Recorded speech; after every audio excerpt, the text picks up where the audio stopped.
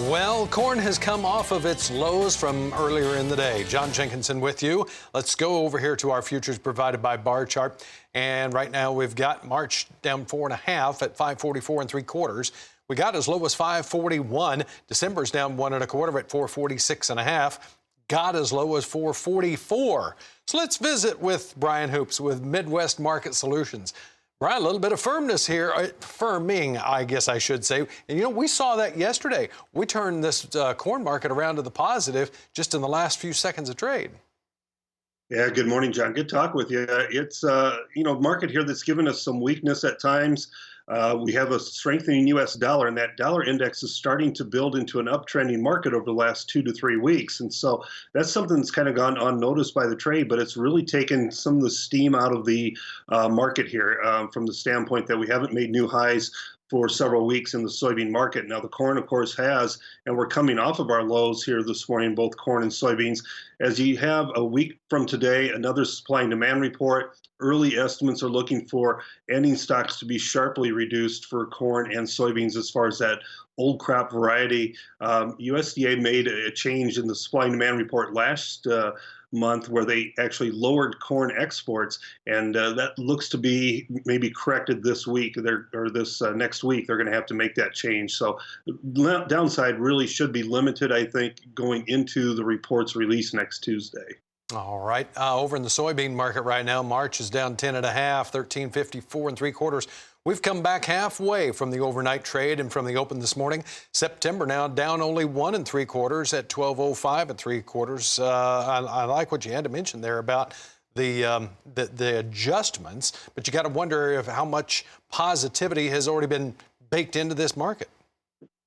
Yeah, I think a lot of things have been positive for this market so far, but you look at the ending stocks numbers. We really rationed this demand for corn and soybeans, and I think not quite yet is the answer. We haven't really solidified how many acres are going to be planted this spring for both corn and for soybeans. And so you see there's an acreage battle, I think, still going to take place as we go into March and early April timeframe. Of course, the March planting intentions report at the end of the month would be one that you really have to closely watch. Oh, that could send off some fireworks. Over in the wheat market right now in Chicago, July is down 4 1/4. It's at 629.5. Kansas City wheat for July is down 4 1/4 at 623.5. July Minneapolis wheat is down 1 1/4 at 636.5. This wheat market almost seems to be following what's going on with the corn market. Yeah, it really does. It's trying to find some of its own legs to stand on. Egypt tendered for some wheat overnight. Looks like it's going to be filled from Russia. But, we do follow what corn and soybeans are doing really closely, especially for that spring Minneapolis wheat. There's an acreage battle starting to be waged for spring milling wheat as well. And the winter wheat contracts, of course, tied to corn and soybeans. And we just have not seen a tremendous amount of export demand for wheat. We don't expect to see major changes in the balance sheet next week when the USDA updates those numbers. But it is certainly going to be a follower of corn and soybeans on their market action. All right, over in the cotton market, March is up 60 right now at 80.63. December up 68 at 78.62, which, Brian, you bring up a good point. There's going to be a battle there for acres in some of the parts of southern Texas when it comes to milo or grain sorghum and between cotton as well. We'll take a break. Stay with us. Brian and I will be back in just a moment to talk protein complex. Next, here on the Market Day Report. It's the livestock's turn here on the Market Day Report, and we've got asking prices for cash cattle at $115, and lo and behold, that's where we're trading at on this February fat cattle contract. We're up 77 at $115.65. We're only, one tick away or 2.5 pennies away from the high so far today. April's up 57 at $122.27. June is up 42, so really taking this cattle market on a positive ride here. March feeder cattle up 75 at 138.67. April feeders up 85 at 141.92. And the May is up 82. For the hogs, 107 higher for February at 70.62. And then we've got quite a premium here on the April, 76.65. That's up $1.12. And another premium to the May. It's at 81.10. That's up 67. Brian, you go all the way out there. We're 88.47 for a high on the July contract.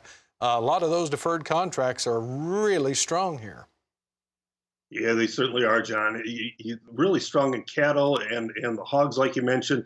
We get hogs above the $90 mark. I think there's going to be starting to find some pressure on hedging standpoint. There will be some people interested doing like maybe minimum priced options or something to lock in a floor. But that's really attractive price as we go into the summer months.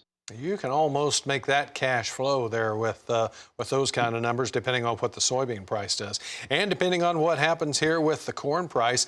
Feeder cattle, they've got to be getting some of this strength from over here in the cutouts. Boy, we've just had a really long string of days here where it's been higher.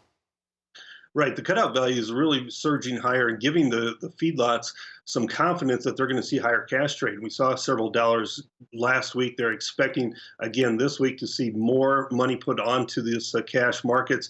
And we talked a few weeks ago about deliveries being a possibility, but the cash coming up and the futures having just a little bit of a break has really narrowed that spread. And so now we're not as much of a risk for any type of deliveries when we get to that point for the February contract. If we can see 114, 115 cash trade, the futures are market pretty much in line with where this week's cash trade is going to end up at. You know, you're not too far down the road there from Joplin. What have you been hearing about country sales? Sales have been pretty good. There's a pretty strong demand for these calves. I think a lot of people are looking at these inventory reports that we saw here recently and anticipating there's going to be some tight numbers, and they're wanting to take advantage of that. And really, those higher corn prices has not hurt the demand for those calves all that much. Interesting. All right, Brian, thanks a lot. Always a pleasure to visit with you, my friend. You have a good afternoon. Janet, that is the latest from the market desk. Back to you.